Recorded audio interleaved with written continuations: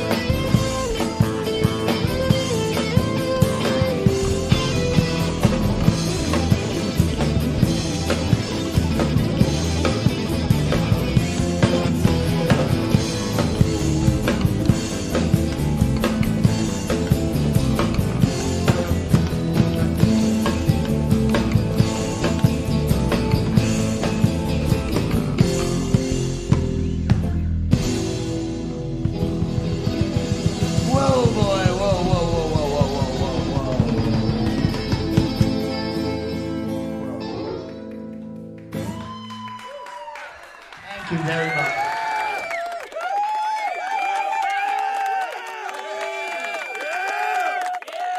Good morning. Welcome to the show. I'm Jade. This is How to App on iOS, and it is our Friday interview. If you're living in Australia, it's Friday. If you're living in the rest of the world, it is Thursday. And guess what? This is our first interview for 2023.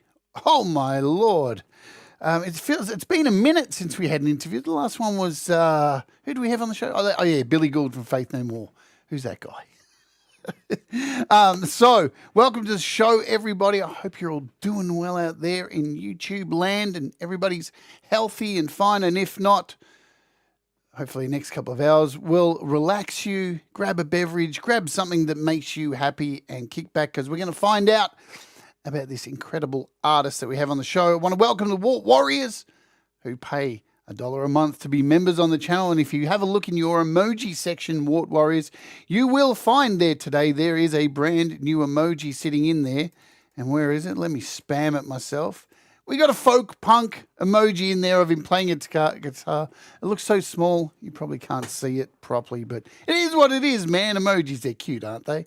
So we have an amazing guest, somebody who I've wanted to have on the show for ages, but things get put back, you shuffle things around, and here we are. And I am stoked today to finally get around to having this artist on. Now, when I first came across him, it was, I think it was on Ron Ward's show, actually, the first time I saw him. And I was like, who is this animated little character? He was so animated. And I was like, man, you know somebody is really getting into their music when they're animated and they're feeling it and they're pulling faces. And, there's nothing worse than watching a singer perform and they're like this. Nothing worse, absolutely. And this dude was just going for it like a rabbit humping another rabbit. Yeah, and that's what I love. So, and then I fell down the rabbit hole checking out his music, and wow, what an original artist. The thing about his music that I love is that he's dangerous. And there's not enough danger in music these days, yeah? Everybody plays so safe, and this guy walks the edge, and he does it tastefully. He doesn't do it offensively or hurt people or any of this kind of stuff, and that's what I love. And so finally we got him on the show today. So without further ado, spam that effing chat. I've got to be careful about swearing, but as a reminder, the swear jar is open, so if we get a bit rowdy today and start swearing too much, feel free to send us a super chat just in case we get demonetized, because you never know what YouTube's going to do with swearing these days. Anyway, let's get on with it. Spam that chat with folk punks, and let's bring him on. Ladies and gentlemen, the one, the only, the legendary, the man himself, folk punk. Welcome to the show. Hello. Thank you, Jade. Let me give Not you some worthy. You need some applause. You've got to have some applause. Welcome, my friend. I'm really happy to have you on. And you know what? So easy, dude. I was worried today. I was like, man, I hope he knows how to set up Zoom and everything, because we discussed this just briefly. You're not kind of off the grid kind of dude, aren't you? Kind of, yes. Tell us what is your reasoning behind that? You don't have a smartphone. What made you do that? So I had a landline, and when my boys lived with me, things really hadn't progressed even into a cell phone age too much yet. But when smartphones came out, having a computer in my pocket is great, but with the Patriot Act, and I don't do anything wrong, so I don't want to be watched waiting until I do something wrong. I will admit it when I do something wrong. I know people say, oh, I don't do anything wrong. You can follow me. Well, I say, I don't do anything wrong. I don't want to be watched. So, yeah, smartphones never did that. But I actually did a time study at one point, and how much do I use a phone? And I have a pay phone near me where I can call my mom every Sunday. I don't need one. So, I don't like to have what I don't need. Absolutely. It's a good way to be. Absolutely good way to be. And speaking of, being watched and stuff, I saw a product yesterday that was announced at CES. This might interest you, that you put in your toilet. And so every time you take a pee, right, it registers what's going on in your pee. And it sends the info to your smartphone, which goes to a government agency. Now, F me if I'm wrong here, but that sounds a little too intrusive for my liking. Yeah. I swear that our bathroom habits are the last human things that are not social media everywhere out, I guess that's changing. We've already gone down the toilet, folks, and it's always the way. There we go. But the one thing which I did think first off was, Wow. And Tobias has touched on it straight away. Then insurance companies get a hold of it. And with all the laws going around in the US with abortion and stuff, wow, that's a little bit daunting. So, yeah, I don't think I want that. You know what? And really, do we need that kind of intrusive technology when all you need to do, folks, is just take a look at your pee? And I think you'll get a good idea on what's going wrong. Anyway, I've gone down a bad path, haven't I? But you do have a computer, yeah? So, you know, Yes. it's clearly to make music. Yes.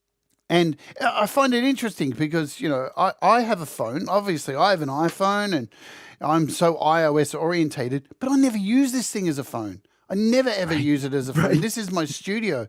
You know, it's bizarre. When I get a phone call, I'm almost shocked out of my pants that somebody actually wants to contact me on such outdated technology. Still write letters with stamps. Stamps, what are they? What are they? The only time I go to a post office is to pick up things people are sending me. So, or to send something to someone else, like a you know, gear or something like that. But what's Pete written here? I pity the poor suckers who have to monitor me online. They must be bored off their tits. Absolutely. Yeah, I'm so glad people don't get to monitor the things I do offline. That's where the trouble is. So I'm going to hit you with the first question I bang everybody with on the show, and only it's a curler, but we'll see how you go. What does music mean to you? Music is fun, whether it's my recreation, my pastime, whether it's giddy laughter or an emotional catharsis. Music is fun, listening and playing. That's it in its entirety. And, you know, I see that when you perform. That's I touched at the beginning. You know, you're such an animated character when you create music.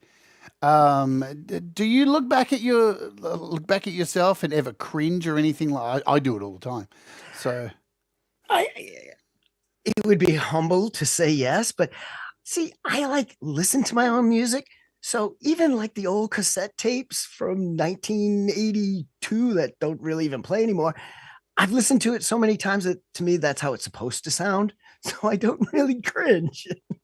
I'm not talking about the sound. I'm talking about, see, I watch my opening hours back only because I have to like chop a clip out, and I look at my face and just go, what is going on with your head? Why are you pulling that face to sing that note? What is wrong?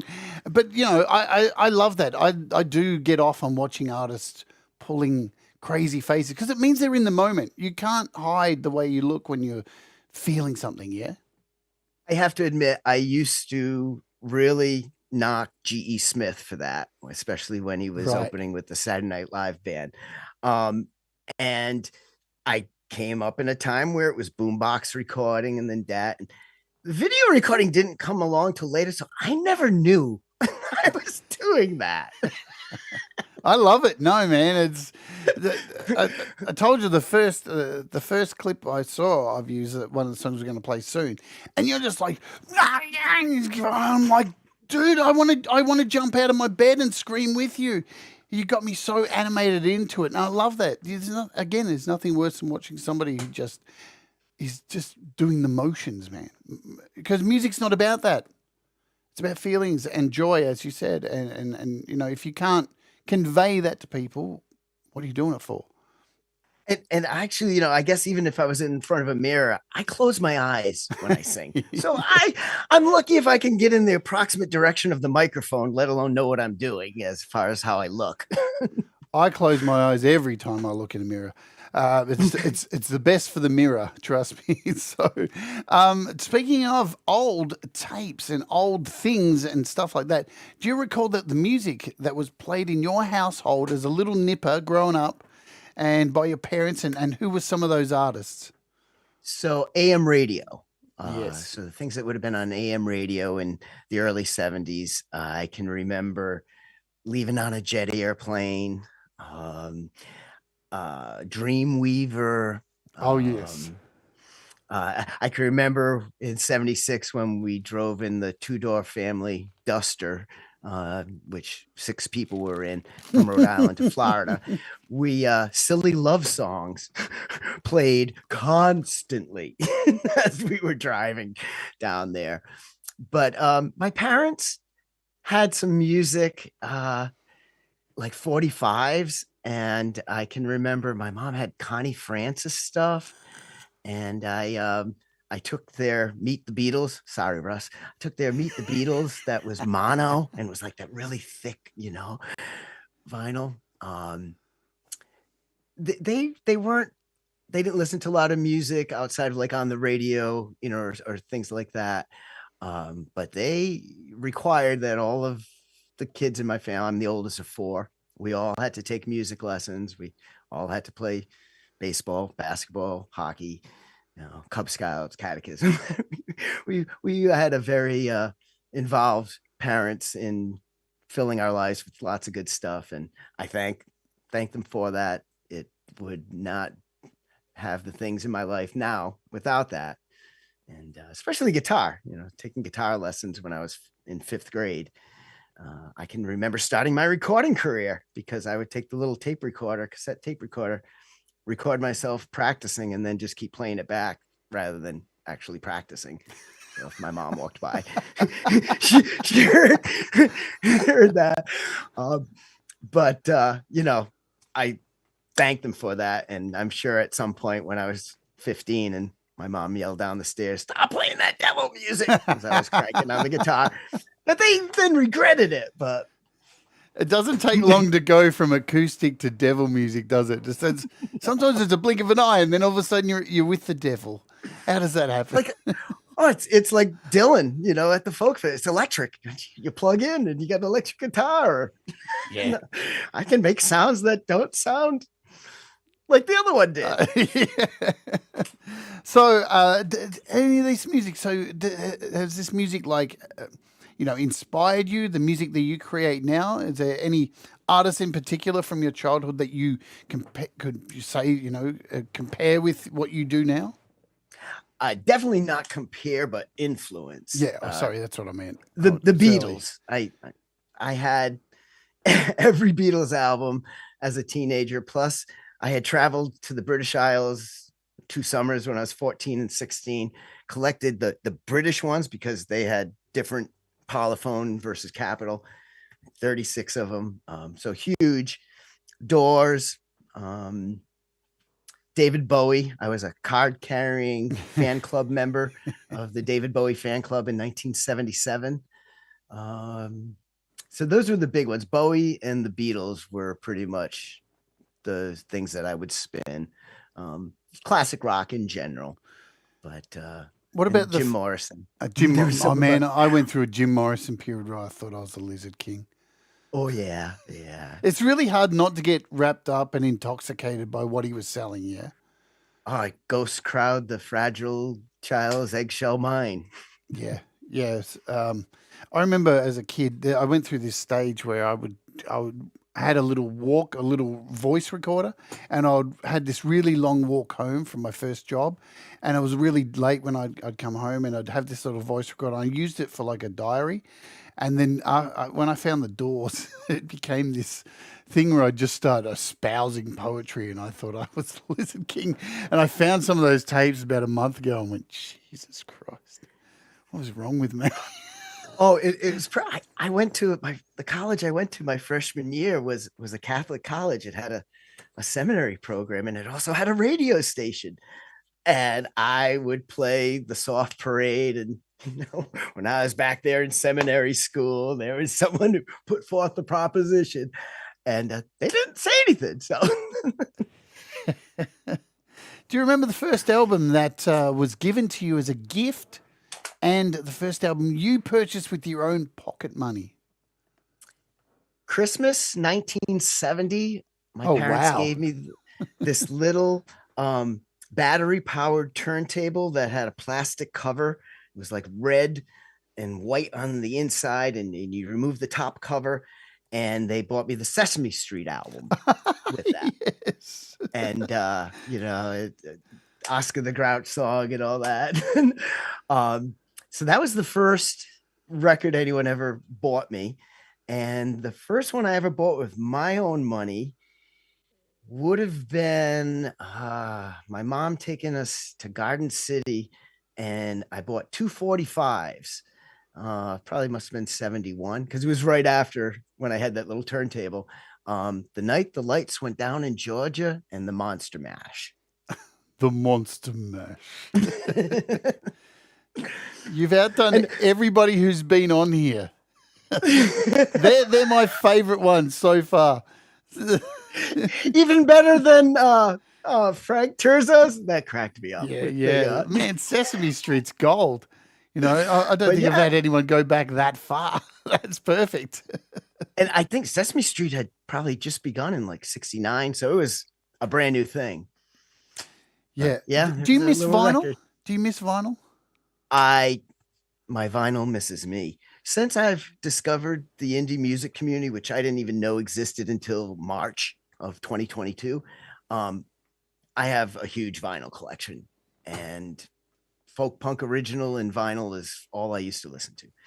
So I have not spun much though since I discovered the community and listening to all the great artists out on YouTube. I do need to make some amends to my vinyl collection. I was shopping yesterday, trying to find out if there, because we live in the future, as Pete John says.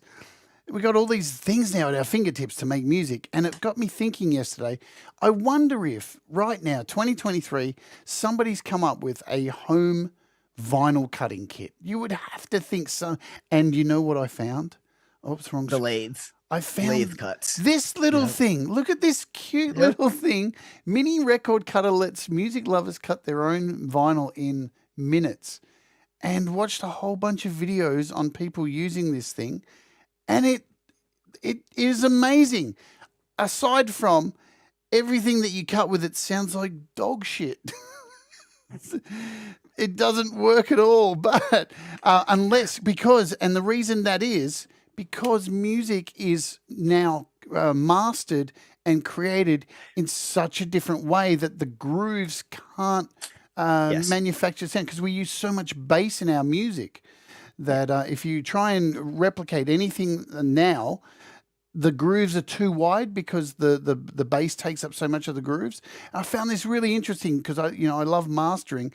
But if you bought one of these things here, you can actually fix it, but you have to go into your mix and remove all of the bottom end, just rip it all out and put heaps of high end, and then you'll get actually something that sounds okay.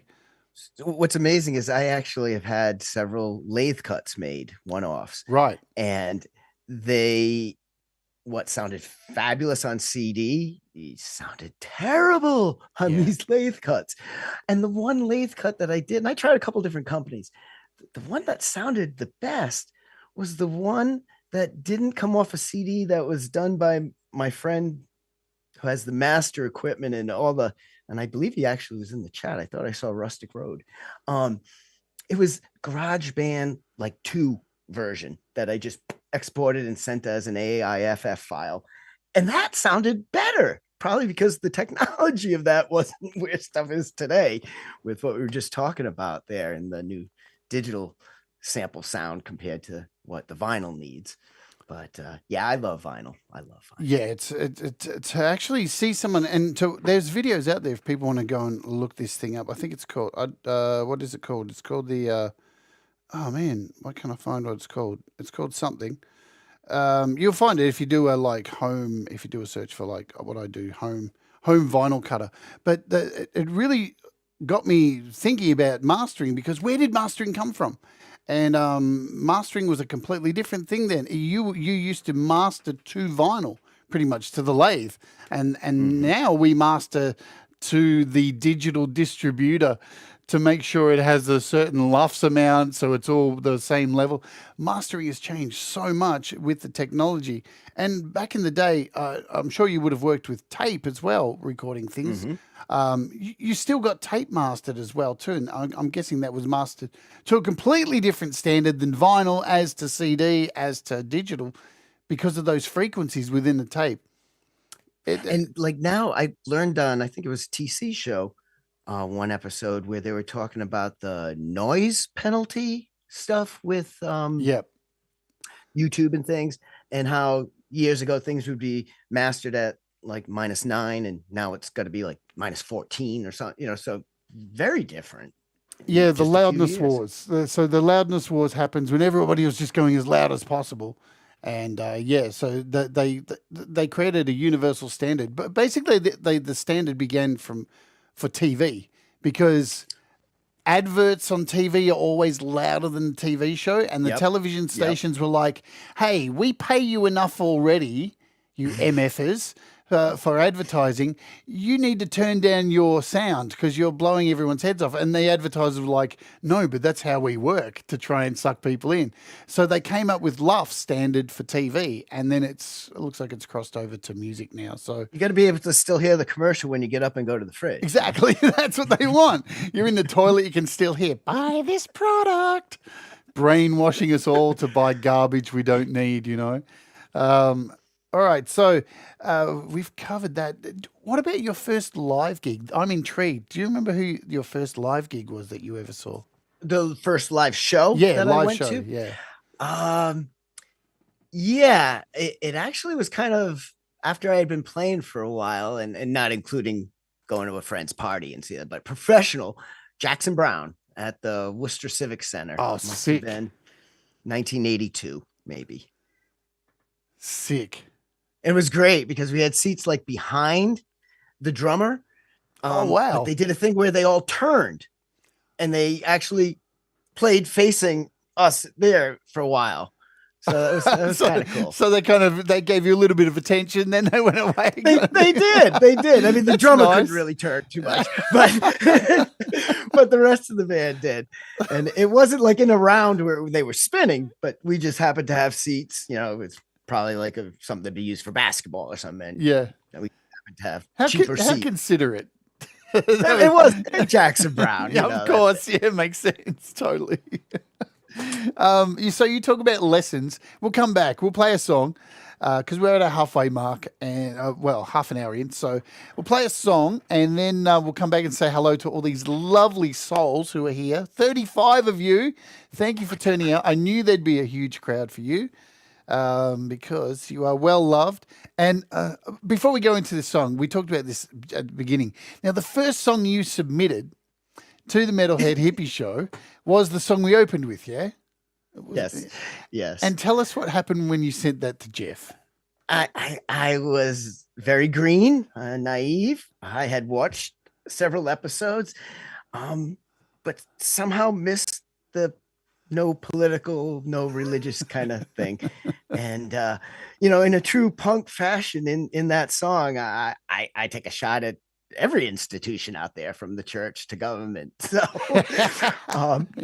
and to his credit, he immediately said, send me something else. And I did, and he played it right away. So, but yes, my first thing ever submitting in the community got rejected. We've all sent something to Hippie and got a. We've all got one of those before. I had one too. And for the longest time, I was like, really? There's only some footage of soldiers. There's no war in it. It's got to be war. I wonder why. And then I realized it's because there's images of me semi-nude.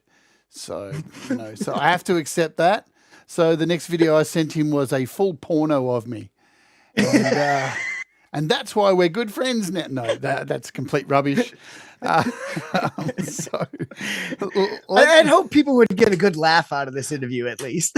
Well, that's what we're here for, to have a good time. As always, I'm going to play. What are we going to play next? I'm going to play Brother, Can I Help Carry Your Load? Can you tell us a little bit about this before I play it?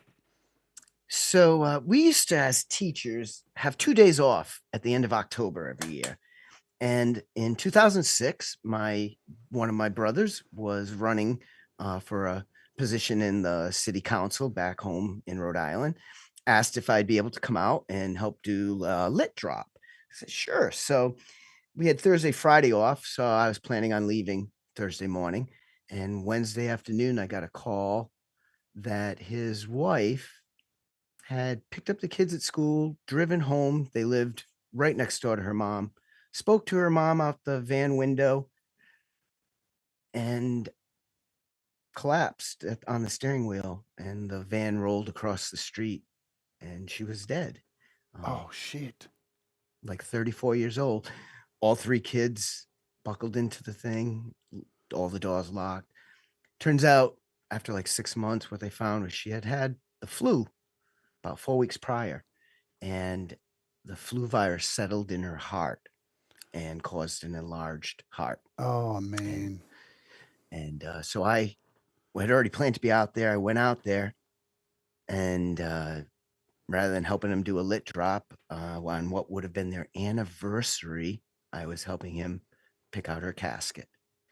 And when I flew back to Wisconsin that Sunday, I was on a red eye, and I had my 2003 MacBook with GarageBand 2 or whatever it was. It was so surreal. I did not know what to say, even afterwards, to my brother. And I just sat down. I started on the plane, put on my headphones, and started gathering loops out of GarageBand, threw them together. The flight landed, drove home from the airport, went right into my little studio, laid down an electric guitar track. I don't even remember what key it's in. It was part of this complete surreal experience. And what came out was the only thing my soul could say to my brother and my nieces and nephew, which was no words at all. It's an instrumental. So That's an intro I can't top. Here it is. Let's play it.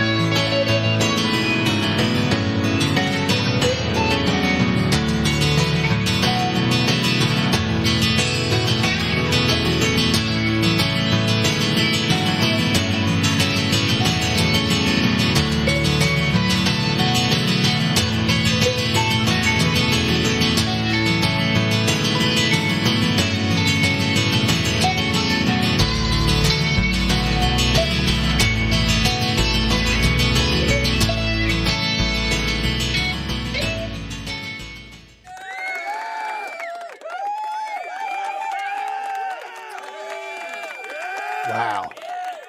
Wow. It- we are such lucky creatures within the human ecosphere of beings as musicians to be able to give the gift of music when words are impossible to even muster. There's no, sometimes it's just so fucked, man. There's just no words and there's no way to truly express to people how sorrowful and that you feel their pain. And with music, it really is incredible. No, for all the joy in the world that music brings, sometimes it's often overlooked how much healing music does for pain. And My own. I mean, I don't honestly know if my brother ever listened, and oh that's okay, because it was cathartic for me yeah, to make it, and maybe he did. He may not even remember. When you go through, he had a pair of 3-year-old girls and a 1-year-old son at the time, and they are all one. The girls are graduating college this year, and good. the youngest is in college, and they are just fantastic young people. So yeah, they've made it through that. But yeah, words were beyond my capability in that situation there. They're often trite, man. Words, it's like I write a song. I did it yesterday on my show, and the music all came first, and the words are all last. They're important to a degree, but it's just language, Yeah. If the soul of the song isn't there in the music, the words ain't gonna mean shit, you know. Right. Let's say hello to everybody who's here because there's a lot of rabble rousers in the chat today. The usual weirdos and freaks and geeks and crazy folks. So, folks, type anything in the chat so I can find you, and we'll do a quick roll call as Hippie would do it. Boom. Roadies Jam Cave, great show the other day too. Fantastic roadies. Yes. It was really entertaining. Howling Fret Fumbler, Padded Pedal Room Francis, Mr. Smith, Tobias Reese, Auntie G, SM Borthwick. Thanks, guys. I see you punching those in now. Good on you. Tom Caraher, Sean Chandler. We've got Omni Collective Creativity. Oh, you got it. Frank It's all right. Terzo, Kim Harden Frank, Hudson, brother. Gregory Wow. O'Sullivan, Thomas Christ. There he is. I'm TC. trying to click on him. We've got Roque Avalandra. Okay, yes. I always get it wrong, man. I suck. Michael Thompson, Joe Barry Glenn, the Lily Pillies. Hello, Manny. Valerie Butt is here. JDL. Man, your milkshake brings everybody to the yard. I am not worthy. I am not worthy. Brad Example, Lou Reality, Tremor Bear. Oh, there's more and more. Pete Thank you. Johns, I saw him there earlier. Falcro's here. Dan Eckberg's here. Man, you could knock Russ off the top of the list. Russ has still got the record of audience. I forget what number it is. I try to forget because he doesn't deserve the accolades. I'm going to get destroyed for saying that. But thank you all for being here. Thank you so much Thank you. for hanging out and spending some time with us both today. Now, you talked about lessons. So was the recorder one of those things you had to learn? No. Not No. And I don't know if it was just the time period. I was in kindergarten in 1970. Yeah. But in Rhode Island and in Coventry, where I grew up, we had music appreciation. That was basically Mrs. Wilson with a portable keyboard playing songs, and we would sing with her. And then when I was in 6th grade, the Concerned Taxpayers Alliance actually decided to cut everything. And we had from elementary through high school, no music, no art, no phy ed, no sports teams, no bands, nothing. My parents put me in guitar lessons when I was in 5th grade and required it. And then clarinet lessons when I was in 9th grade. And yeah. So was there a moment when you picked up the guitar and this is the bitch I want to be with forever? Yes. And it wasn't in those early days where I was tape recording my practice runs and then just playing it so I didn't have to keep practicing. Yeah, right. Yeah. It was, I can remember taking the bus home in 7th grade. Band had just started and I was playing clarinet at the time, but I had already been playing guitar for a couple of years, taking lessons. And the guy that would become my garage band, and the garage band, like the structure, buddy, was taking drums and he had a drum pad on the bus and he was doing flams. And I was like, oh my God, that is so cool sounding. I said, we should jam. And I actually brought the clarinet and the acoustic guitar over, and eventually he had a snare drum, just a snare with the rubber pad on top of the snare. And we would sit and we would jam. So yeah, that was formal lesson. So jamming it seems like a thing that's dear to your heart, because when I trolled through your social pages and stuff, I see, garage jamming, couch surfing jamming. These kind of things have been very dear to your heart, and I know I've lived a lot of couches and done a lot of crazy jams, beach jams, and totally feel that. So is this a thing? Like, have you played with many musicians this way? Is this how you meet people playing music, or? Totally. I even back in high school, I didn't play like a single band. I would move around and I would play in different groups for different events. And then when I moved out here into Wisconsin and went to college and met people, we would have once a year what we called a folk punk free jam festival. And people who were musicians and not musicians would come over, and started like as living room and then moved into the garage, and finally eventually like city parks. We had to get a permit and get a park, but we would jam and we would actually like pass out instruments to everybody, whether they were musicians or not.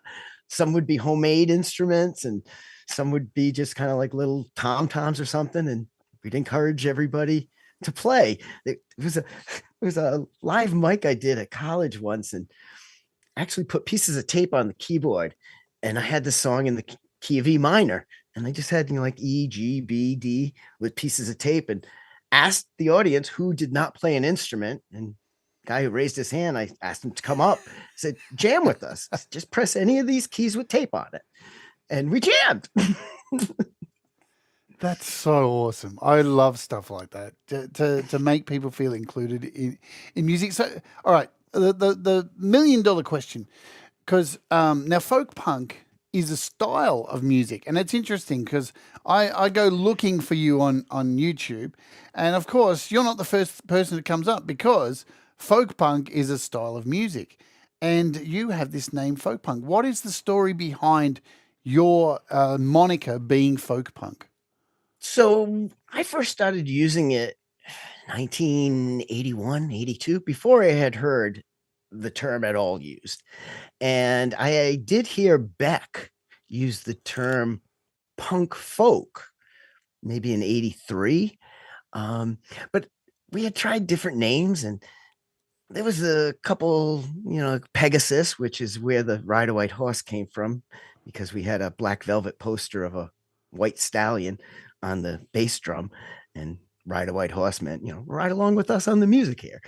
Then another time we were going by Wind of the Ash, but that didn't hold up when people in the audience kept yelling out, "We want more Wind of the Ass!" And they're like, "Okay, yeah, we gotta change that."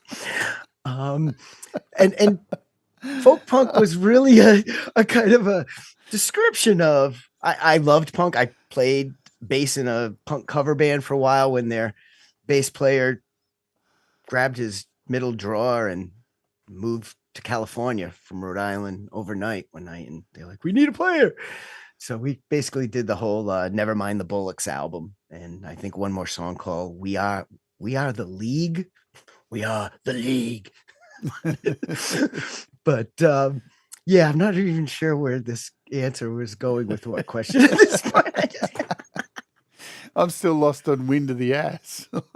Thinking back, it actually, maybe they weren't cheering for us, and maybe they purposely were calling us that. I don't know. because a lot of people know you as JJ. You know, I only got to know that just because we were emailing. Because I just was like, how do I address you as Mr. Folk Punk? Like, it's seriously, it was a question that was going through my head. I'm like, do I say, and this is Mr. Folk Punk, everybody? JJ was only created in '83. I grew up. My name is James. My dad's name was James as well. So around home, to avoid confusion, my first and middle name, I was Jimmy Joe. And people in school knew me as Jim or Jimmy, which was dangerous because, you know, when you're 15 and somebody calls on the phone and says, is Jim there? And my dad says, yeah. And they start talking and they had met me, not him. So yeah, that wasn't good. But when I went to college, I was in Southern Illinois. I was at Quincy College in Quincy, Illinois. And for 1 year, I wanted to move to a different state every year. That was my goal. And I met two people named Jimmy Joe. And it was a very different connotation to the name coming from the Ozarks compared to New England. So Jimmy Joe didn't work anymore. And I was studying Jean-Jacques Rousseau. I'm like, ooh, J.J. Rousseau. JJ, yeah. So JJ became it, but for my career as a teacher, I hated being called Mr. Masterson. So I told the kids right away, I was like, just call me Mr. And not even meaning to make a play on the movie or on Oprah's organization that she started. I just call me Mr. And the kids did. And to this day, I can walk through a grocery store and hear Mister, and turn around and here's this 6-foot person that I suddenly recognize their eyes as, you're the second grader. Oh my God. So, and I would even have, and they were usually girls at this point, 4th grade, where in the beginning of the year, I'd say, you can call me anything. You know, you can call me Mr. Masterson. I said, just don't call me late for dinner. And of course, all year I was Mr. Late for dinner. Yeah. Don't give kids an inch, they'll take forever. I love it. Was a career that if it wasn't for COVID, I would still be doing it. So, all right. So how long were you teaching for? Probably a total of covering 27 years. Wow. I had taken a child rearing leave right. after my first year. So subtract that out. But 93 was the first year I had a classroom. Dude, big respect, because teaching is such a lot of responsibility, and you know, you're shaping the future. It's a very undervalued job too. It's ironic. I actually was in an interview and we had this thing called the teacher perceiver test. And the person giving it was supposed to not stop, just ask the question and get your answer and not ask further questions or anything. And the person actually stopped in the middle of the interview and she said, "What? You got the job." And the reason why, because I had said, I want to teach because I want to change the world. My last year's teaching in 2020, that actually became wrong for a teacher to want to change the world. That had become something that was not desired. Yeah, we're in a bizarre place at the moment, and then the inconvenience, the COVID came along, and it's got worse. It's gone down a bizarre dark path for education where it's so weird. Like, the only form of teaching I've ever had is teaching music, but even that has changed because I got out of it because people would come to you and have these expectations of like, oh, but I want to learn this. And it's like, but that's not how it works. Like, you can't jump to that. Like, you need to learn this to get to that. Oh, but I want this now. So I'm sorry, but I don't know who's telling you you can have this right now, but they're fucking lying to you. So what were you teaching at school? I was licensed to teach 1st through 8th grade. And out here, that would be 6-year-olds through 10-year-olds. I have also the 8th grade goes higher. But I had taught had a classroom in almost every level of that, except 1st grade. I had done a lot of resource teacher positions that moved me even into kindergarten rooms. And I also taught on the university level until they found out I didn't have a master's and you were required to have that as an adjunct. And I had done it for 5 years before they realized I didn't have a master's. So, yeah. So much for and I love it. vetting. The young kids teaching elementary, that 8, 9, 10-year-old age was such a joy. My district decided overnight in August of 2020 to go in person. And it was after the citizens, which they have the right, that they wanted in person. There wasn't an issue. There wasn't a danger being in person. And I disagreed with some other things. And at one point I'm like, if I'm taking a check, I'm condoning, I'm supporting. And I can't just take that check and it be against some of the things I believe. I mean, I'm not trying to be political. I need my actions and my virtues and my principles to be in line. And then I'm happy. Yeah. Even if I'm poor and have nothing, but when those are in line, I feel good.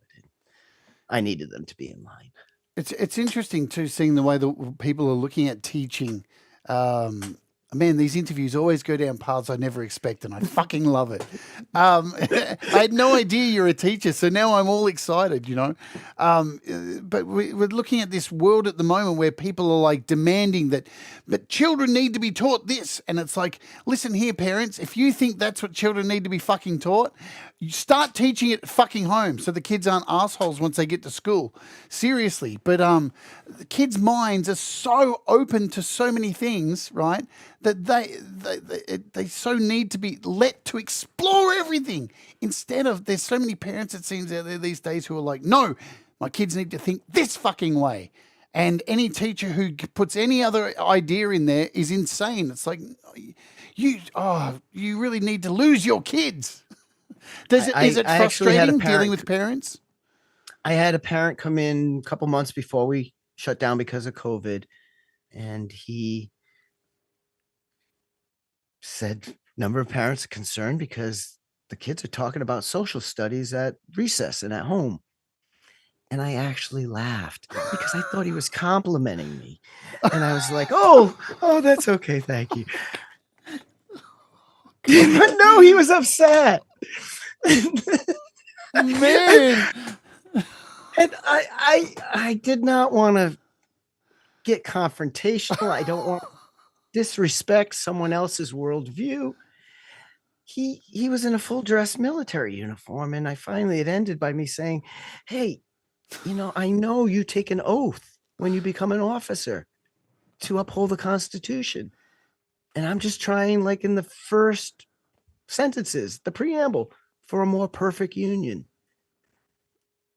And my kids, I would always tell them, nobody felt bad for what their background was or anything, because I said, look, 4th graders, you're learning about U.S. government. It's the curriculum. And you know what? We adults, we've messed it up. Yeah. You are the ones who are going to fix it. So they were never embarrassed. I always felt I was empowering them. Yeah. It's I don't get it. Kids come home. We love school. We're learning all these things. I need to go talk to that teacher. What are they teaching you? And I'm not perfect. I'm sure. I mean, some of the kids might have went home and fell and said, we have a different term in Rhode Island when you slip and fall. If you were walking and slipped on the ice and fell, you'd say, oh, I just took a dump on the ice. Which nowhere else uses the phrase like that. So I would get it if they went home and were saying, oh, Mister talked about taking a dump on the ice. Okay, let me explain, but I get why you're upset. Oh, man, kids would love that. They'd love both meanings because kids love talking about poo. They do. No matter what age. And it doesn't. It's actually the old English meaning to throw down in a tussle. Yeah. So if you stumble and fall, but yet nobody else uses that. Hey, thank you, Joe, for the super chat, and thank you also, Frank, for the super chat. Thank you, guys. Let's play a song. We'll come back and we'll talk more about this because I want to. We don't often get to talk about politics and stuff on these YouTube channels, but I'm going to touch on some of it today because I know you've traveled around. You've left the United States, so you are a man of the world, and I like that. So we're going to talk about some of that stuff because your music is about some of this stuff, so you can't avoid it all the time. And I know if people get upset, take it with a grain of salt, What am I going to play? I'm going to play the first song I ever saw of yours. This is Old Man Road. And I told you before the show, I fucking love this clip so much. This is where I fell in love with your music. It was like, man, look at folk punk go like a goddamn I like fire. to watch my friend's face watching me when I watch it. He's brilliant. It's almost like a comedy act in a way. You're like the comedy man, and he's the straight man just sitting there going, keep it straight. We actually thought when no one really liked my stuff and just said, "Oh, it's different." We said, maybe we should release it as a comedy album. No, I don't mean it that way. Oh, but we were serious. We actually thought of this. Yeah. All right, let's play. I think Rustic Road, he may be in the chat. I thought I saw him fly by on the he was there earlier. He did leave a comment earlier, so I hope he's still here. Hello, Rustic Road. All right, let's play this and we'll come back and talk about it in a second. So because it is definitely one of my favorites here. Let me just cue it up and try and be professional. There he is. Hello, Rustic Road. There you are. Let me put your comment on the chat. Awesome to have you here. Thank you. Let's play this sucker and we'll be back in a moment, folks. Enjoy because this song's wonderful.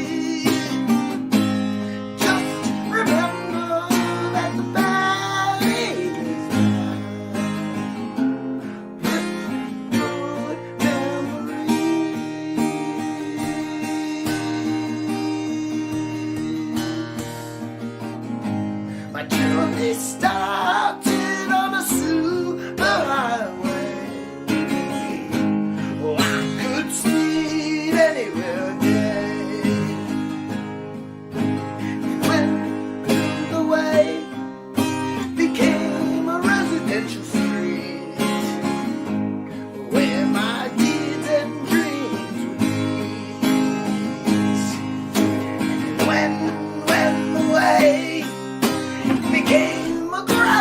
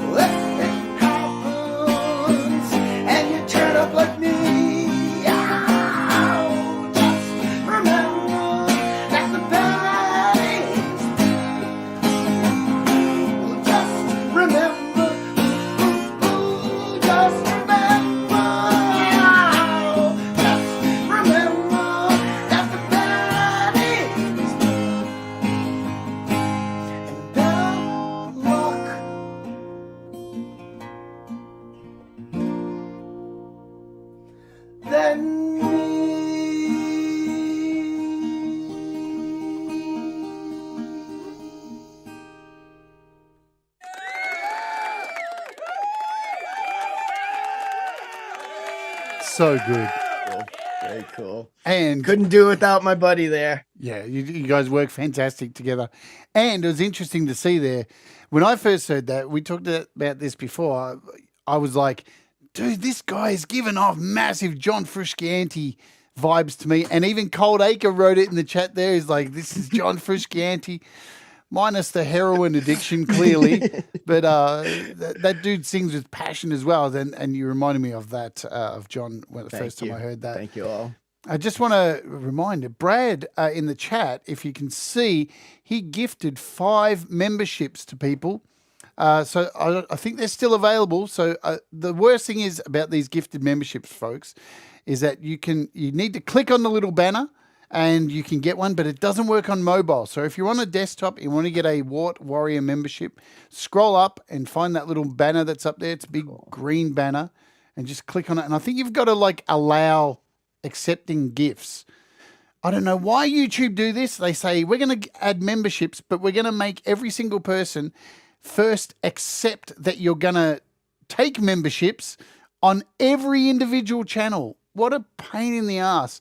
Come on, YouTube, get it fucking together, guys. You're stopping me from swearing, but you can't even work out my memberships when people offer them, Anyway, awesome song. Love it so much.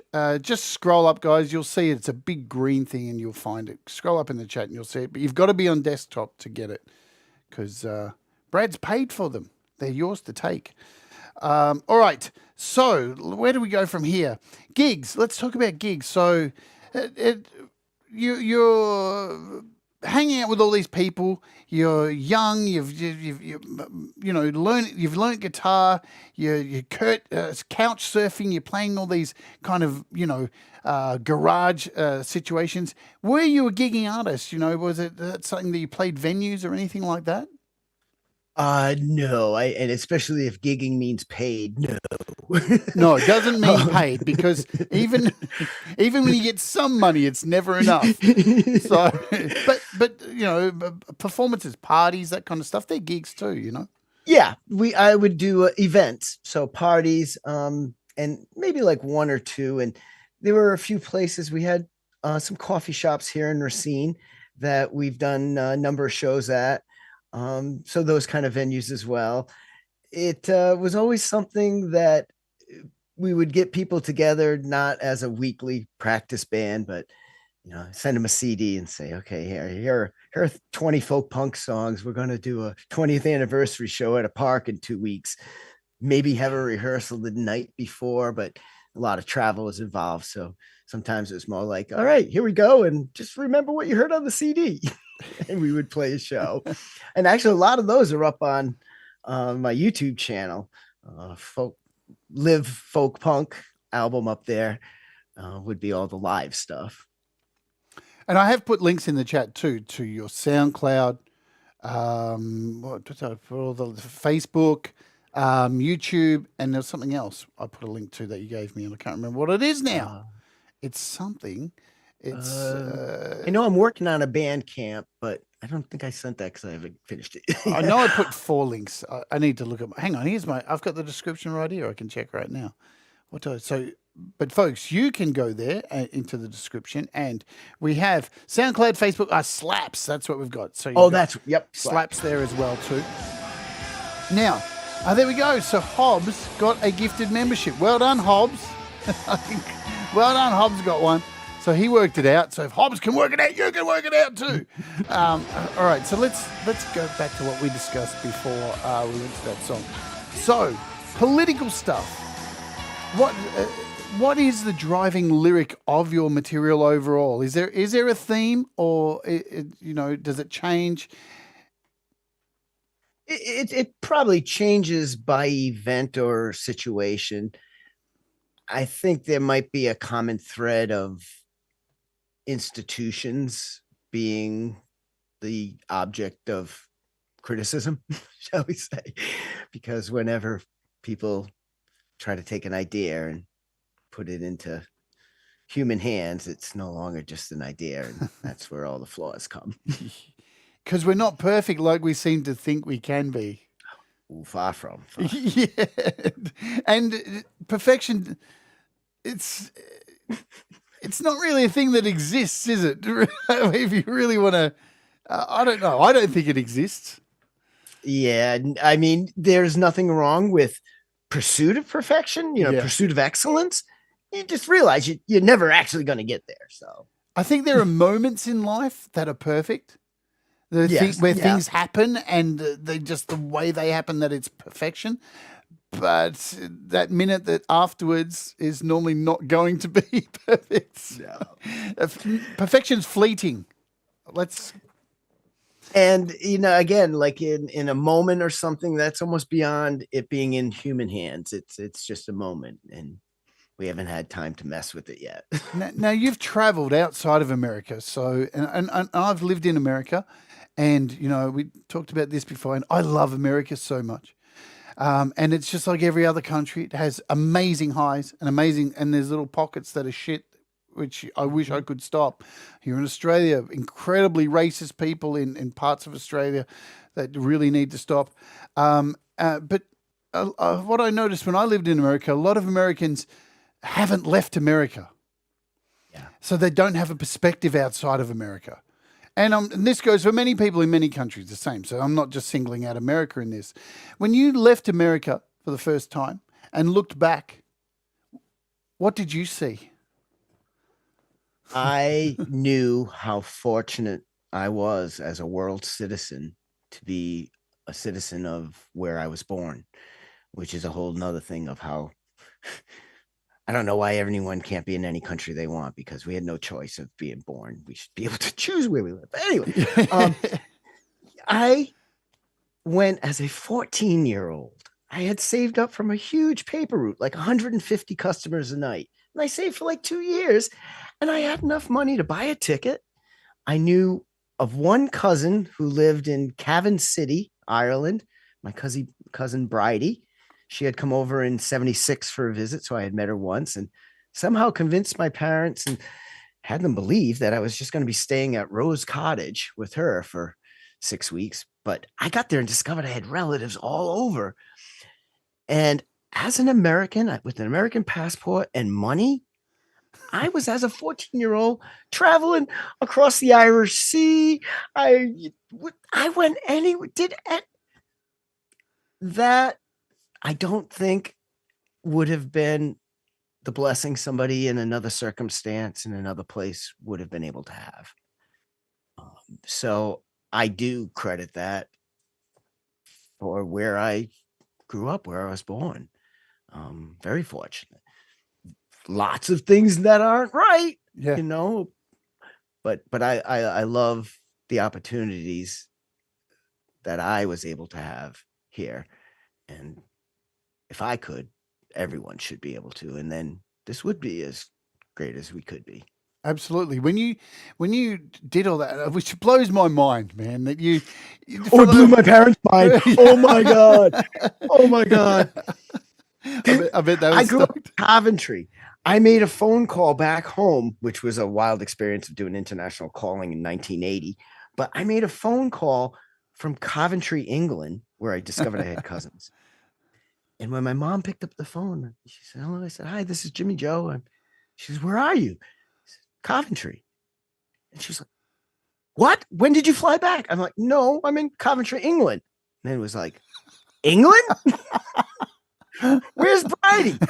Back in Ireland? And it shows definitely that you are a man of conviction to get there on a paper route. You saved a lot, but it was a lot. At 7 days a week, you do papers 7 days a week. Yeah, and kids can't even do that anymore. We don't have afternoon. No. We don't have newspapers, but we don't have afternoon newspapers.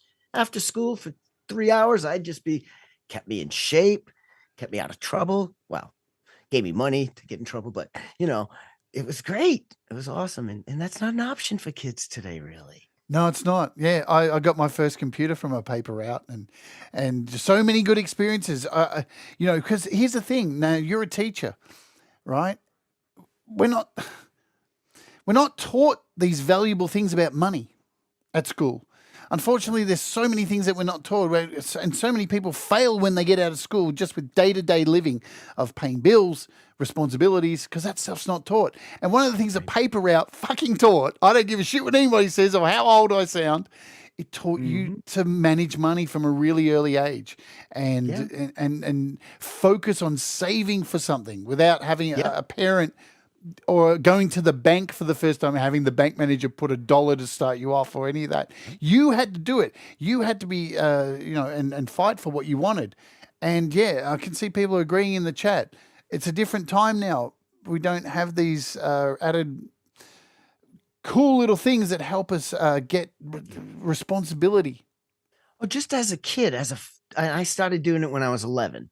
Yep. As an 11-year-old, when I'd go to collect every week, I'd be speaking to adults, and it was a relationship that was not like an adult telling a child what to do or a child coming and asking for help with something from an adult. It was this, I wasn't an adult, but it was this quasi kind of, little transaction that it taught you how to get along with people,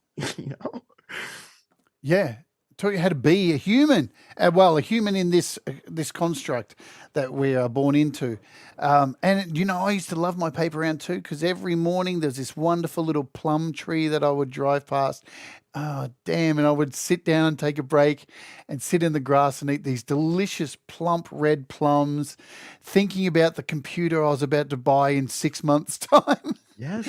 Yeah, that delayed gratification. Yeah. I hope you didn't do it. I had a spot in my paper route that had pear trees, and one time we thought it'd be funny and we just went and ate the pears while they're still attached and left them all hanging. Oh no. I never did that. and I only ever took two every couple of days, so that's where the punk part comes from. I say that was back in the Atticus days.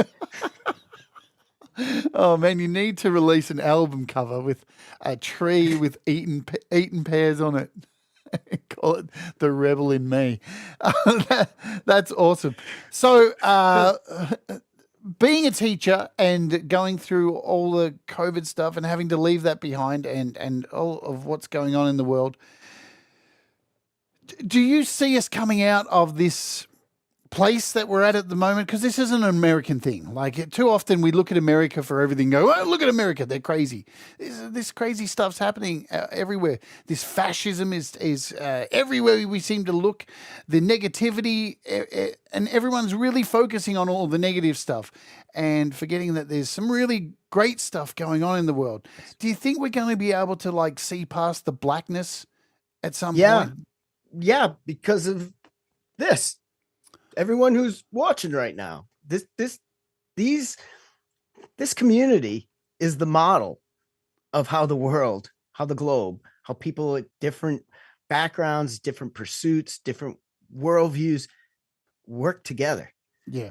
And we're not here working together to try to beat one another or sell more than one another. Yep. We're just here enjoying each other. This is the future that we should strive towards, because this is the kind of what the future will look like when we actually survive. It's bizarre sometimes, isn't it?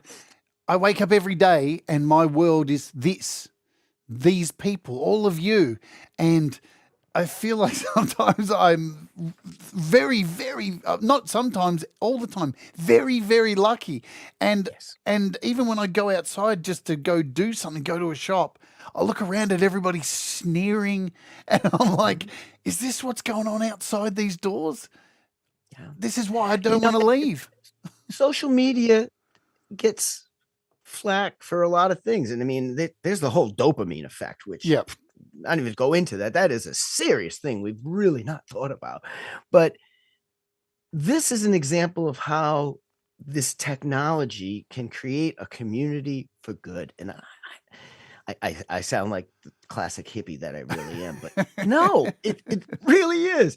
It's amazing. The acceptance, the support, the love,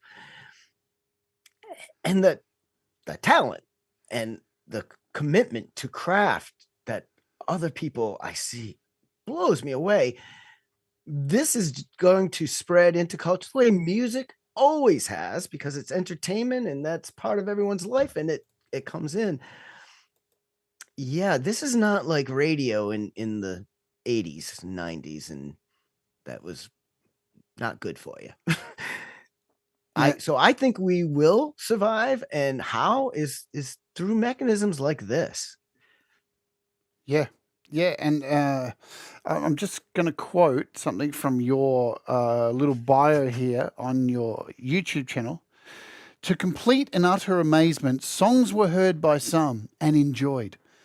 I really can't believe that this anthology, an anthology of original folk punk anthems, we'll talk about that too, has attracted listeners other than myself, when I wasn't even trying to be, quotes, fishing for ears, as Ryan Montbleu once would say.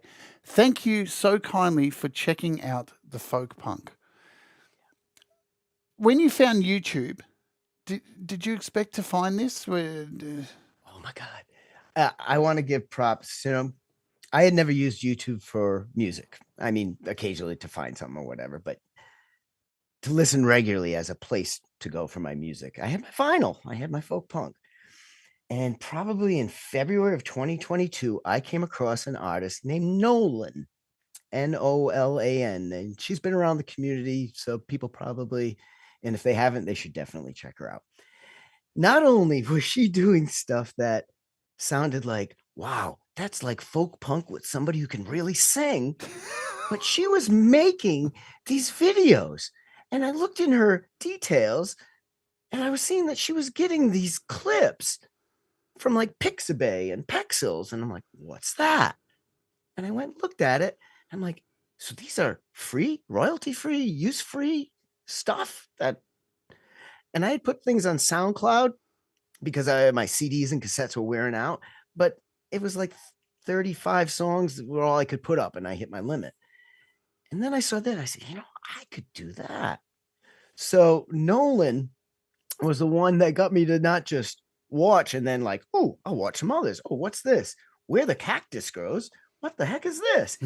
And oh my gosh, from there, seeing cactus and reading the comments where I saw something about metalhead hippie, and I'm like, metalhead hippie? What the heck is that? And Ron Ward. Okay, so Ron Ward says, but metalhead hippie. So I kind of click over to the channel and I see the red and black and what? And I listened. And I'm like, oh, you mean there are places where you can film yourself playing in your bedroom and people are gonna dig it?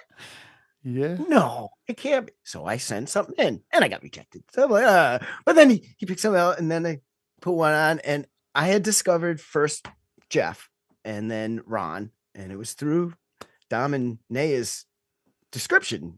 I always read the descriptions in the comments because you never know what you're going to learn. And from there, I just kept discovering more.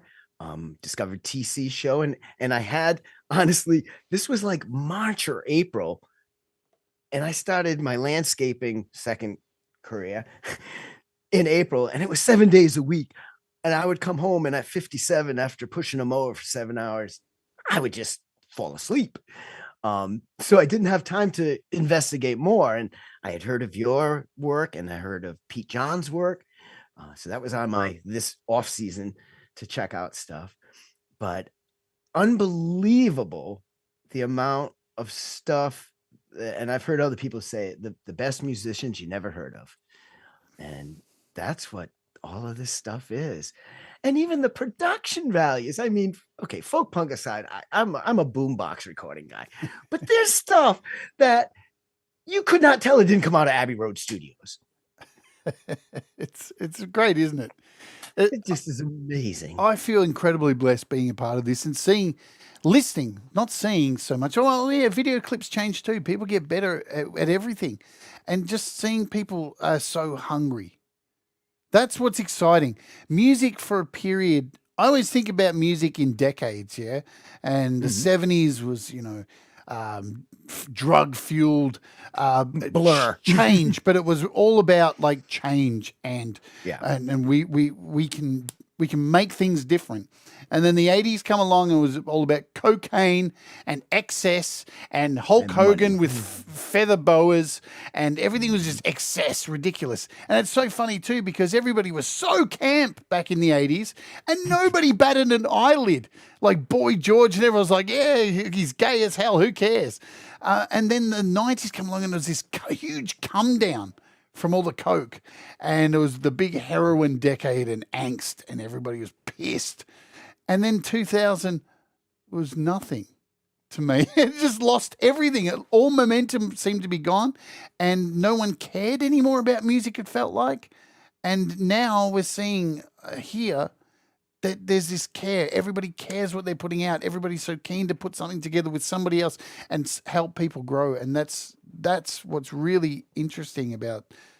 And maybe it's only because I'm watching this decade through this lens, because the rest of the music industry is probably still toilet. I haven't been there in a while. So No. I don't know, but yeah. Is there an actual music industry outside of this? We should let them in. Come on in. It's cool over here. Last time I watched MTV was for a Beavis and Butthead episode. Well, it's not even about music anymore, is it? You know, it's all reality TV, and you know who can be a bigger asshole to the next person. And that's so bizarre because and we touched on this before, you know, the world focuses so much on darkness, and, you know, reality television even in itself is like, let's put these people in this situation and then hate them as much as we can. And we'll let the one we hate the least win. Like, it's not who's the most popular anymore. It's the one we hate the least. And that's different here. And, you know, if people think we're a bunch of boomers, sorry, fuck you, because, like, I'd rather deal with love than hate any day. So here you are on YouTube, and you've recently upgraded your gear too, haven't you?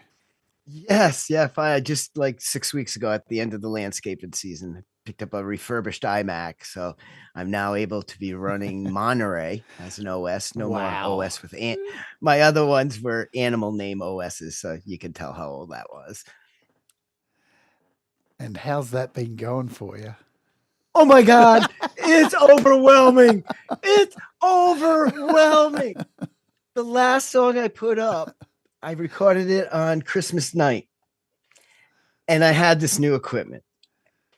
I used my laptop with iMovie, plugged my interface in, and just did a one-track movie and sound at once. It was fun. People seem to have liked it. And I'm going to get, but oh my God, the 10.4 I think I have for GarageBand is nothing like GarageBand 3. No. Nothing. So I have quite a lot to learn, and I'm fortunate that I have plenty of resources and examples around. But oh my God. So yeah, my new tech is not quite. I have a stack of manuals. I'm like, I really need to sit down and go through a series of Pete's shows or Jade's or Patrick or, before I start doing anything. No. I'll just get a bad habit, Just dive in, man. Just dive in and make those mistakes. Fuck it all up. Fuck it all up. Damage it all. Just throw it all out there. You know what I'm saying? My standby is to click this button and twist it and see what it sounds like. That's exactly. Okay, that was good. Nope. Okay. I didn't blow up my speakers, so I'm all good. That's how it works. If the tweet is turning red, turn it back down. I honestly, I almost hate saying that because in a way I disrespect the incredible craftspeople we have around. And I don't mean to do that. It's not even an envy or wish to be them. I'm just blown away when I see that dedication and craftspersonship that they put in. Just wow. Yeah. Like I said, I'm still kind of a boombox guy. Give me a cassette, I'll put it in. Go. Well, I'm incredibly lucky. I sit here every week. Well, not every week now because we're cutting interviews. We've got different shows coming up and stuff. But I get to hang out with so many of you. You're number 94 in this interview series, And there's been such a broad range of artists. And the one thing that is constant, which I try and provide on this channel, and I haven't got to talk about it since the last interview. We had Bill Gould from Faith No More on here. To me, it was like, it's real. This is huge. But at the same time, like, I didn't treat him any different to how I treat you or anybody from this community, because I want to make sure that everybody knows on this channel, when you're on this show and you come and hang out with me, you are Billy Gould. You're at that level. Everyone's exactly the fucking same. And Jade, to prepare, I watched a lot of your interviews, and you are a fantastic interviewer. And you do exactly what you just said that you strive to do. You really do. I just like hanging out with people and having conversations, because this is a blast. I'm having a blast. I never get to leave the fucking house, so I'm kind of with you on that. This is my only contact with human beings. So, this is as fun as being with the kids used to be for me. Awesome. I'm glad to hear that, and thank you again coming on. I'm going to play another song, and this is probably an appropriate title for what we've been talking about. This is from the Empty House tapes, If I Could Be Better. Let's play it and we'll come back and talk about it in a second. Guys, chill your beans. You ready? We're going to play some Muzak as soon as I get my shit together. Such a pro. Let's do it. What do you say, hippie? Boom. Exactly.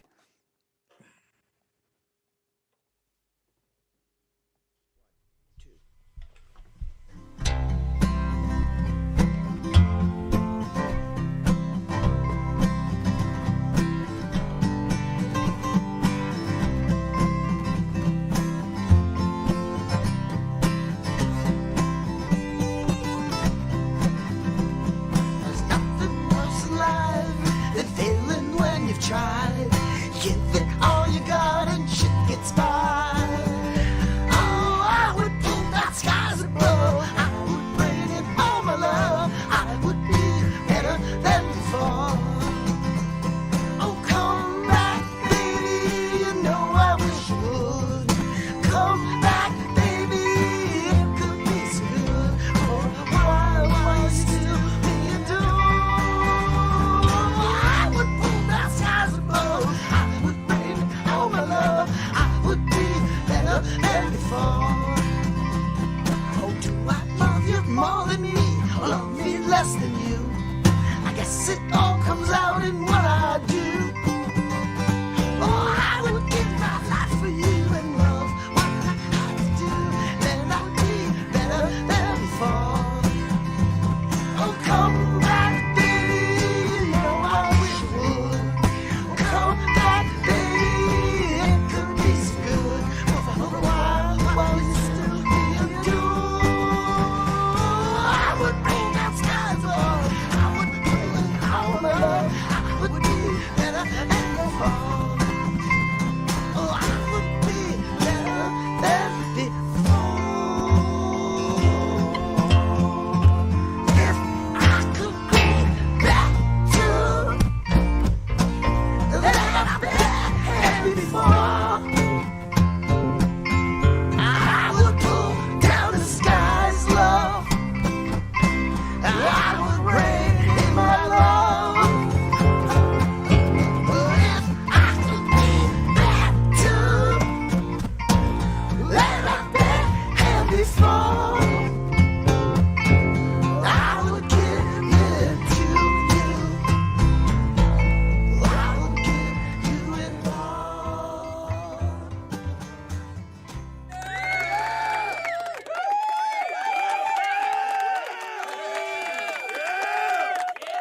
And I you feel like I'm still riding the train. I know. If you're not bobbing your head to that, you need to check yourself somewhere.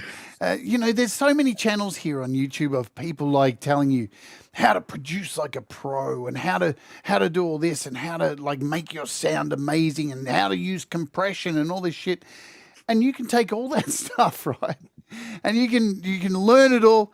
But if you can't write a song that makes people's heads move, you're fucked. I have to give a shout out to Midnight Bandit. he did a cover of that. Isn't that wonderful? The things that just have amazed me is, and he did a like a blues version of it, kind of almost a soul version of it. Unbelievable, unbelievable. I check it out. It's on his SoundCloud. Yeah, it's one. Oh, look, I love doing that stuff too. I've done live performances of people's songs on my channel. I tell you what, it feels so good, but at the same time, absolutely the scariest thing in the world because they're right there in the chat. And when you monumentally fuck it up, and there's not much you can do. But it's not about that really, because the best artists in the world screw that stuff up all the time, and because perfection don't exist. And if you're doing a folk punk cover, it's not the standard of what your perfection is going to be is not something you even need to think about. Just go for it and go for it. So have you had any other band names in your time that have stood out that I don't know. I have the feeling that you've kind of had many different incarnations of things in your time. Yeah. Folk punk had kind of been a genre, like, it is, but before we knew there was a genre. But yeah, everything from Pegasus to Wind of the Ash, a line from a Dylan Thomas poem, Weed Grown Stones, Kindness, the times that the Empirical Mirage, my buddy Rustic Rhodes' band, old band, would play behind folk punk and Empirical Mirage would combine to create Kindness. There's probably some others that I can't say without risking you getting demonetized. You can do it if you want. You can do it if you want. Remember, I've got the beat button. I haven't used it once today. But no, folk punk really, even if we had names, people still referred to my stuff as the folk punk. So I was like, okay, then that's the name. and I don't mind. I really don't mind. But it's all one word, lowercase. I purposely don't use a capital letter. I don't. One, it's not the genre, and that's how I distinguish it. But I don't know if people have ever noticed, or if it's just the natural typing when you type something, everyone wants to. But yeah, folk punk is always lowercase. All. Yeah, I'm not saying it to Kate now. No, I did that. I put up the show and went, oh no, I think that's a style choice, and I put capitals everywhere, and I'm like, so if you happen to go to my web page, my YouTube channel, you'll see in the banner that it says an anthology of which was not a misspelling at that time. It was a misspelling from 40 years ago when someone gave me this beautifully Rustic Rhodes, beautifully bound journal, handmade. I had written all of my songs in it, one page with the lyrics, the backside were the chords, and there was an accompanying piece of art that went with it. And when he gave it to me, he inscribed, meant to put an anthology, but he misspelled and made Anthology. And in true folk punk session, we just went with it. We're like, hey, yeah, that's an Anthology. So yes, if you happen to see that on my channel, it's not really a misspelling anymore because we meant it to be Anthology. Like Pee Wee Herman meant to do it that way. Well, I'm such an anal Virgo, right? While you were explaining that, I just went into. Oh, you're a Virgo too? Yeah, there's a lot of us, fellow Virgo. We all hang out on this clubhouse thing, and there's a bunch of us. Ras88, Brad's a Virgo, Ivan Ideas. We're all, and it was funny. We all hang out in this chat every day, and then we all realize we're all Virgos. It's like No wonder we're all such picky mothers.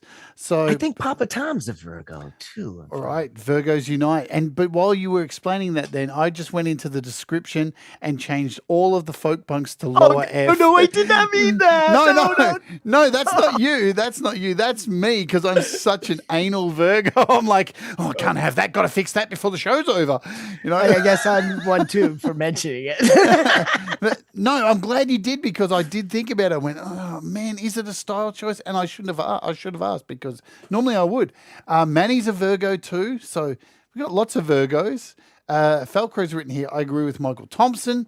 I just want everyone to know that I love and respect the talent here in this community, and the fact that said talented folks are there for beginners is just amazing. Couldn't agree more. So many people help each other out. It's just incredible. And if you're watching this and you've just stumbled onto this channel somehow, firstly, I apologize for everything. But, you know, and you're thinking this is a bit lovey-dovey, hang out, go and check out all the channels, go and listen to the great music and share your music because you never know who you're going to end up working with. When you started this community, did you think that you were going to start doing collaborations? Have you done? Who are some collaborations you may have done? I'm not sure. When I started putting things up on my channel, it was to be a cloud storage for my personal listening. So thinking ahead to collaborations, when John JDL contacted me about wanting to use the instrumental track, A Total Lunar Eclipse, which he used to create Dark Times Ahead. That song was awesome. Breathtaking. Yeah. More than I could have ever imagined that little instrumental turning into. You know, I was thinking, what if Jade says, what's your most memorable experience in music? I thought you were going to send me that song. You didn't send me that one. You know, I was going to. I know that you had played it on his interview. So, and I figured you could grab whatever you wanted anyways. But no, that song would definitely deserve to be played again. JDL blew me away. The honor was beyond anything I ever dreamt. And so I never thought of collabing with people because I never thought others would be listening. It was like my CD case, but digital online. JDL's turned into a bit of a slut, I reckon, in this community. Everywhere you go, his mouth's open and he's singing for everybody. He gets around, doesn't he? You know what I loved? What he did that was original. You know, those were his original lyrics and his melody line. And I love it. I mean, you can't beat the Inagata DeVita with Laurie's Mishmash, but I really like his original. JDL admits, yes, I have become a slut right there. The two loose cabooses of the community, Laurie and JDL. Everywhere you turn, they're there, and we love that. I'm going to play another song because we've got I've got 6 to play. Hang on. Look at the time. I know, man, it's flown so fast. And we've still got a few things I want to touch on. What was I going to end with? Let me remember. I can't remember what I said I was going to end with. I was going to end with that one, yeah. So we'll play this one. Stones Like Clouds. Tell us about this before we play it. I invented, I guess, something. You know, there's realistic fiction. So I made a realistic rock fiction story, and that's the concept album Stones Like Clouds. It's the story of a Wisconsin rock and roller, Johnny Stoker, who, when his life fell apart in 2001, gave away most of his possessions, hitchhiked out to New York City, mostly along Interstate 80. He would record original songs on his laptop and burn CDs of them, and then leave the CDs at rest area pavilions with little words on it saying, you know, if you like it, keep it. If not, pass it on. And he was last heard living on the street just outside of the underground mall entrance to the World Trade Center.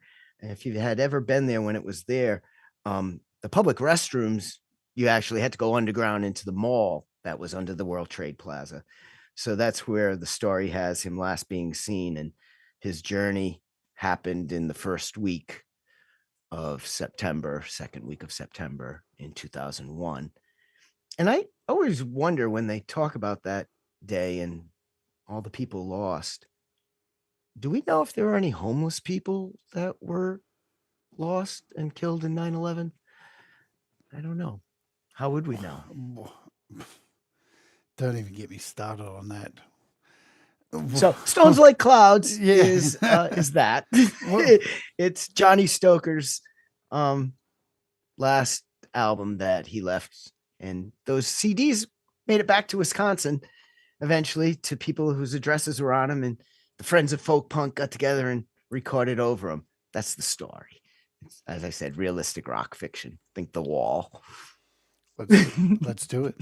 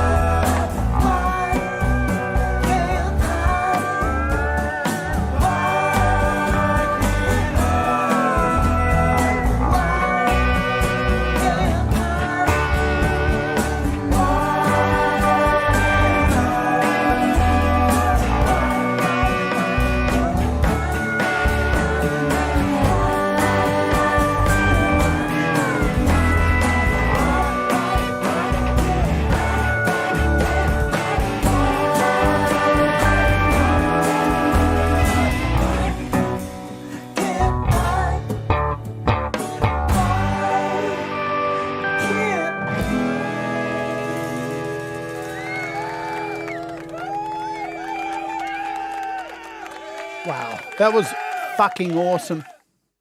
That was Mr. and Mrs. Rustic Road between the recording, the bringing in, I would go to his house and I would lay in a track of an acoustic guitar and one vocal. And this project actually took 20 years, but he would have people come through his studio and he'd be like, hey, can you play lap steel in this? Hey, can you play piano? Can you play? And built this. And the siren call vocals in the middle section. The first time I heard it, I hadn't heard most of that added on. And he came down and he had his laptop and he had his super expensive DAC and connected it to my Marantz system and played it. I believe played it straight from the DAW. I actually melted out of my chair. And this is my own song. Well, it wasn't my song anymore. He had made it so much more. But yeah, wow. One of the things I love about doing this show, and a lot of people don't get to see it, when we're playing a song, is I get to see my guest enjoy their own music. And it's important. It's really important that people enjoy their own music. And I always wonder why there are some people like, I never listen to my music. I'm like, whoa, you don't get into your own fucking music. How do you? My hair's a mess. I know that's, and you have to readjust your headphones. You're getting into it so much, but it's one of the things I love to see. People love their own music because if you don't, it's like that saying, which is a bit corny. If you don't love yourself, how can you love other people? That's a bit wanky. But if you don't love your own music, what are you doing? You become an accountant. Now, give up. Stop it. And my stuff, I mean, you can hear a distinct difference between a cut like that and a cut like If I Could Be Better. My stuff myself on GarageBand 3, Rustic Road's doing it with, he has incredible equipment and talent to match.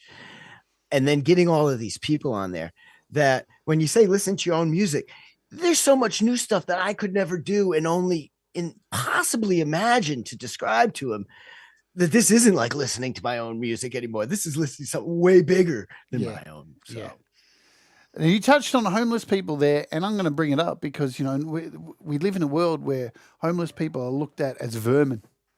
It's really fucked. And I'm going to tell you a little quick story because 4 years ago, I was homeless and living on a street, living in a park for 6 months. I had nothing left. I got back from America and I actually moved to America thinking I was going to die there because I went there for treatment and it didn't work. It didn't pan out. They couldn't treat me. So I come back, I had nothing. And I was living on the street. I had an iPad, a Wi-Fi connection, a guitar, and a bag living behind some trees pretty much. And still recorded a fucking album while I was in that park, right? And I know Pete and a few people knew of my situation. But if it wasn't for the kindness of some people out there, I would have just got left behind because people would walk past me and just think, what a loser. How did you get here? And it was always people's situations, how they got there, are not what you expect. They're not what you expect. No. When I was in college, and I didn't go home much, but I was like 1,000 miles away. I had to take Greyhound and Trailways buses. And when I would get into Chicago or Boston and have a layover, I would go to a McDonald's. I'd buy like 3 hamburgers. And this was the early 80s. Things were a little safer. And I would walk around looking for unhoused people. And I would offer them a hamburger. And I would always say, do you mind if I sit and talk with you? Yeah. And I will never forget, I was on what's called the museum campus in Chicago along Lake Michigan. Bitter cold winter. It was January. It was a break. So I was coming back. It was probably January. And an looked to be older lady in classic 1983, 82, had the brown paper bags. And we shared a hamburger. And I remember asking her, so what do you do when it gets cold? Yeah. She just looked at me I go inside. And she proceeded to tell me where there were buildings that you could go in line. And she was like, and if you go in this John Hancock building, you go to the 19th floor, there's a beautiful art gallery of things just hanging in the lobby. and they let you just look at the stuff.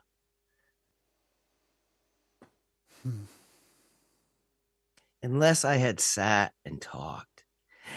And I don't know if it's true, but I did this in Boston, and along Heffenreffer Walk, I remember sharing a hamburger with this kid who was playing a white PV guitar, or I think it was a PV, but he had a little PV amp, like a little Rage, and he had this white guitar, long stringy hair. And I gave him a hamburger. We did the same thing. We talked. I don't even remember what we talked about. But years later, I'm a fan of Martin Sexton. And he's at a concert like 10 years ago talking about when he played on the streets around Boston with his white Stratocaster. And I'm like, oh my God, did I give him a hamburger and talk? I don't know if it was or not, but I would not advise my son to go out and do that. Things are different today. I wouldn't expect my kids to travel by themselves at 14 through Europe either, but things were crazy back then. Even I remember writing a line while I was there in 82, riots in the streets and summer nights in Brixton was blowing up. So it's always been there, but I don't know. Maybe it's what it is when we get old that we think things are a little scarier today. They are. But anyways, we are at the end of the show, and if anything you would have learnt today, I know, man, I told you 2 hours is going to fly. There's so much more I want to talk about, and but I'm sure everybody's learnt today. Not only I'm going to be calling you from now on, Mister. Awesome. Not only have we learnt that you write fantastic music, but you have a heart that is bigger than what we call here Farlap, the most amazing racehorse in history, whose heart is in a fucking museum. It's so big, right? But you're incredibly kind, incredibly compassionate, and very, very, and I wanted to touch on this but didn't, but you come across as very well-read and intelligent too, and I love everything that you do, and I want to thank you for coming on the show today and sharing just a minute portion of your life with us. And I hope everybody here has taken away a little bit more to match up with your music going forward. I'm going to hit you with the final question that I hit everybody with. If somebody out there was considering becoming creative, when do you think is the best time for them to start? When you feel it. And if you're a parent, then maybe even make the kid get into it when they're not feeling it. Because if my parents hadn't forced me to take guitar lessons in 5th grade, I would not have chosen that on my own. But when you feel it, and you don't even have to have equipment, you can go for a walk and hear the cadence of your footsteps in your head as you're walking and start making up a song. Yeah. Moving on to recording today is easier. It's easier. Well, maybe not to do it well, but it's easier to do it than it was in the boombox days because you don't even have to go get anything. You just do it on your phone. So when you feel it, if you're wondering, you're thinking, you see something, you hear somebody, you're like, God, I could do that, or I'd like to do that. That's the time to start. I would also encourage parents to make sure kids are getting some musical instruction, even if they don't want it. Absolutely. We're going to go out today with Swimming in My Dreams. I picked this to go out with today. It's a 6-minute song. It'll lead perfectly into Pete's show. Folks, I want to thank you all for being here today. And supporting the channel as always, and having a great conversation in the chat, and for being you and creating great music. You're all fantastic people, and I want to thank you all. You'll automatically get dumped over to Pete Johns' channel as soon as this stream ends, so you can go over and hang out for his podcast. And once again, I want to thank you, Mister, for coming on the show, and all these links are in the description, so click them and go listen to all his music and do all that stuff. Yeah. Anything you want to say before we hit? Thank you. And I hope people at least got a good laugh.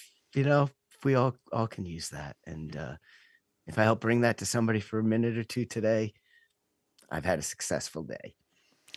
This was awesome. Remember, folks, do the things that make you happy. Mistakes make you better, and we'll all rise together. And I'll see you on the weekend for the opening hour. As Hippie would say, boom.